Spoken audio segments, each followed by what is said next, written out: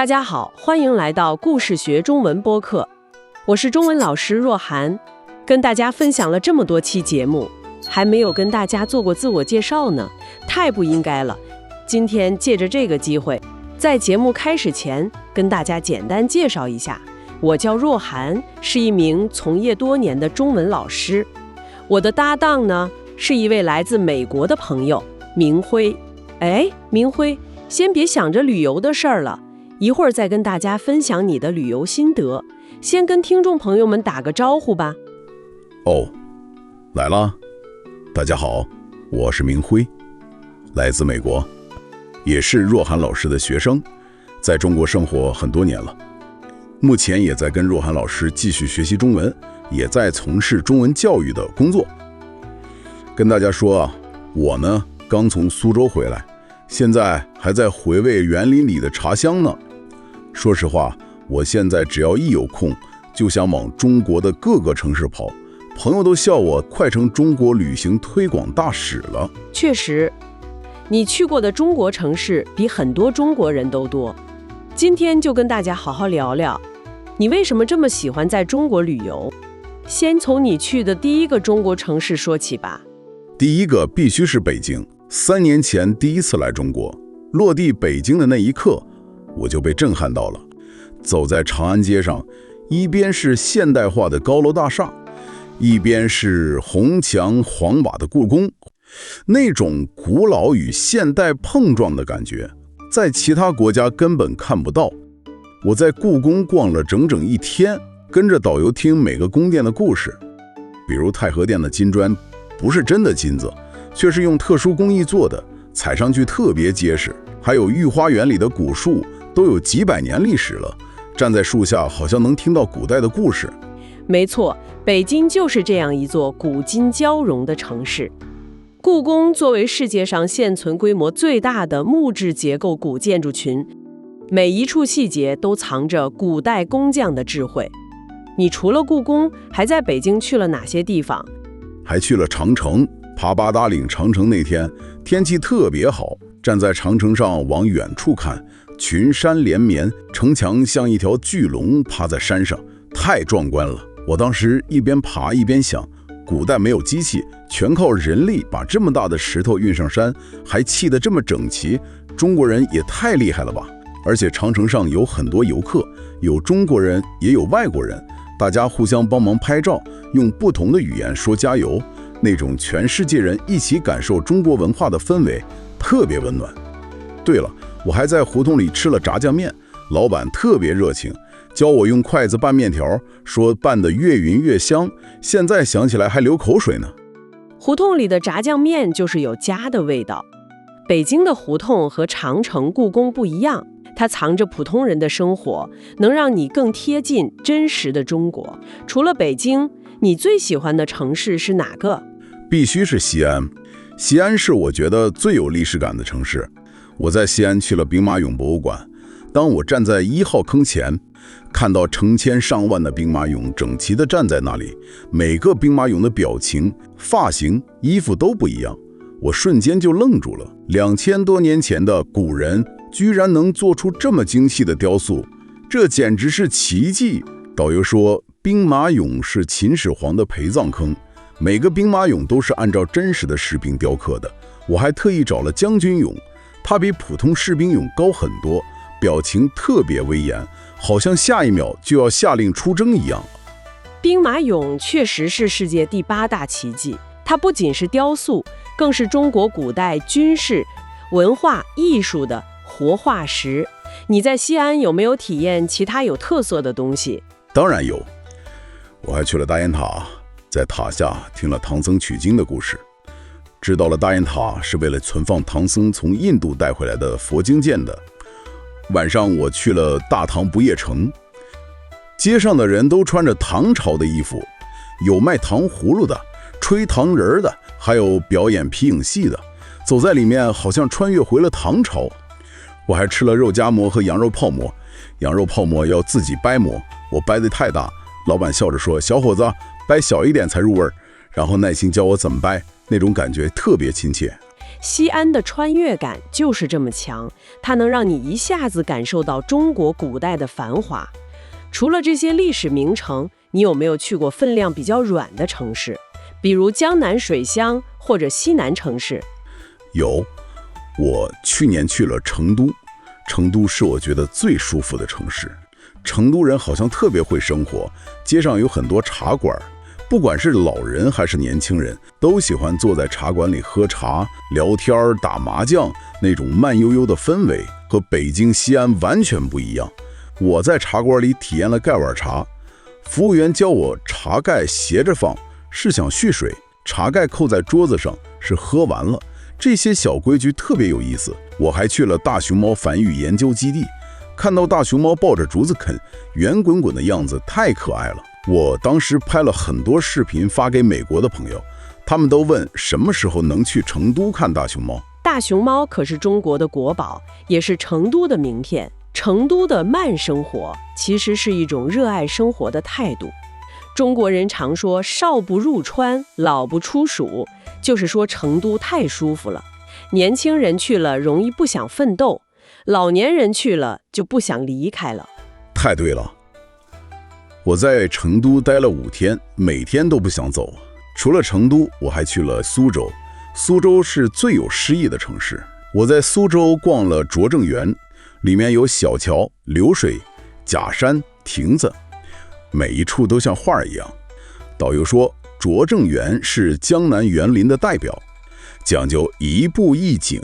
比如从这个亭子看出去是一幅画，从那个窗户看出去又是另一幅画。我还在园子里听了评弹，演员用苏州话唱着故事，虽然我听不懂歌词，但旋律特别好听，配上琵琶的声音，感觉整个人都平静下来了。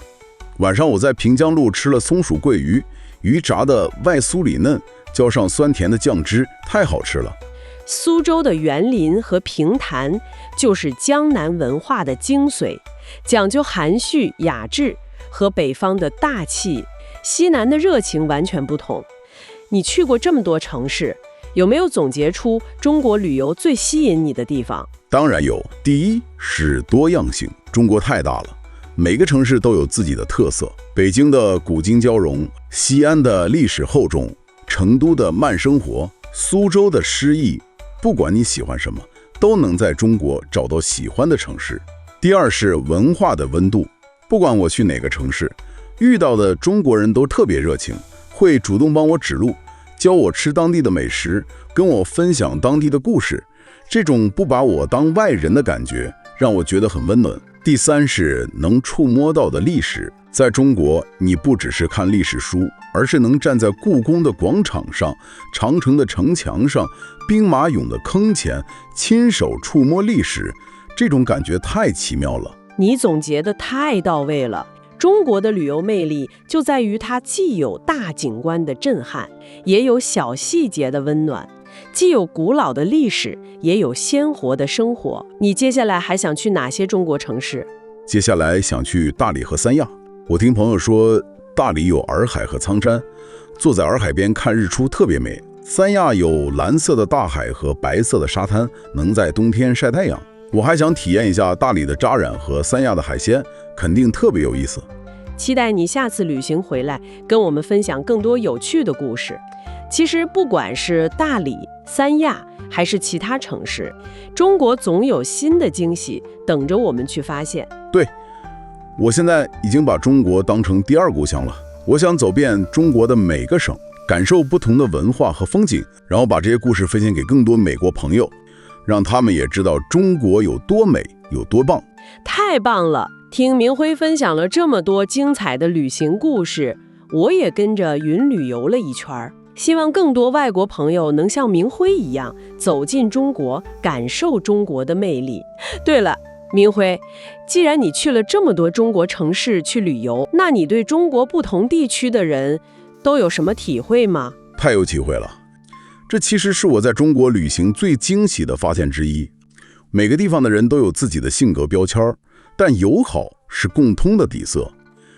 先说说北方吧，比如北京和西安，我感觉北方人就像冬天的太阳，直接又温暖。没错，北方的气候和地理环境养成了当地人豪爽直率的性格。你在北京和西安有没有遇到特别典型的例子？太多了。在北京胡同里吃炸酱面时，老板看我筷子用的不熟练，直接放下手里的活儿，手把手教我挑面，要转着圈拌，还额外送了我一碟腊八蒜，说就着吃才够味儿。后来我在长城上迷路，一对老夫妻主动带我找观景台，一路上从故宫讲到他们的孙子，完全不把我当外人。西安的老板更实在，我掰羊肉泡馍太慢，他干脆搬个小板凳坐我旁边，一边吃饭一边说，咱们西安人吃饭就得讲究馍掰的细，汤才入味儿，全程笑声不断。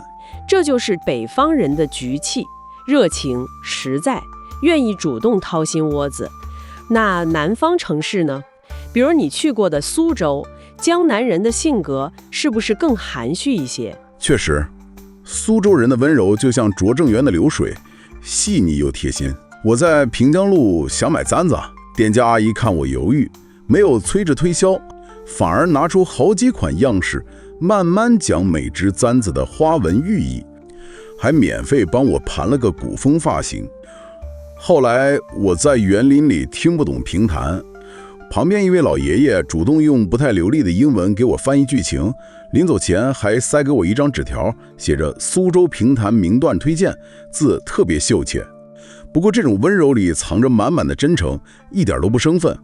江南水乡的温婉孕育了当地人含蓄雅致的性格，但骨子里的善良和热情一点不少。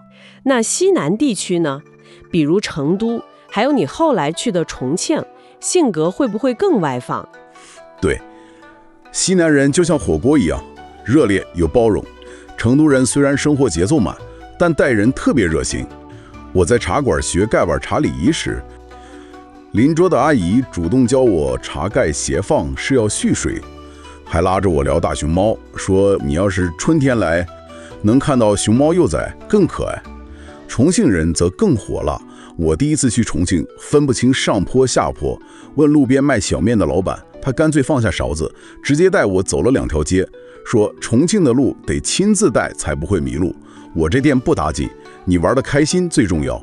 西南地区多民族交融，加上气候湿润，养成了当地人热情豁达的性格。听说你还去了新疆喀什和广东顺德，这2个地方的人给你留下了什么印象？这2个地方的体验太特别了。喀什的人就像当地的石榴汁，浓郁又纯粹。我在喀什古城逛的时候，穿传统服饰的姑娘看到我在拍照，主动过来教我摆姿势，还邀请我去家里喝奶茶。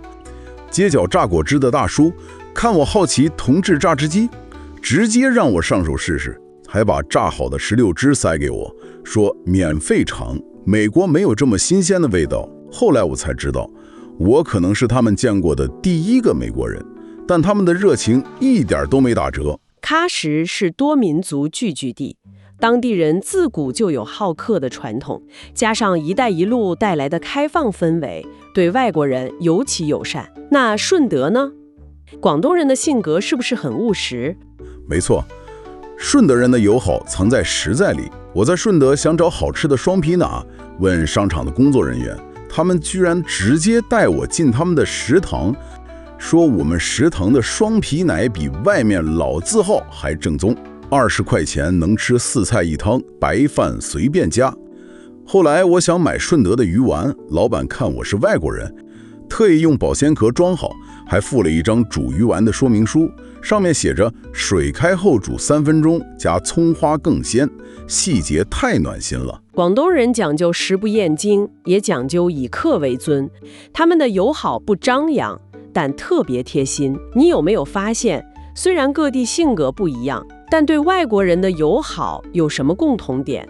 当然有，不管是北方人的豪爽，南方人的温婉，还是西南人的热情，西北人的纯粹，大家对外国人的友好都带着真诚的好奇和不排外的包容。比如我在重庆夜店庆祝生日时，邻桌的年轻人主动过来和我碰杯，用英文说欢迎来重庆。在喀什，哈萨克族老人虽然不会说英文，但会用手势教我编织羊毛挂毯。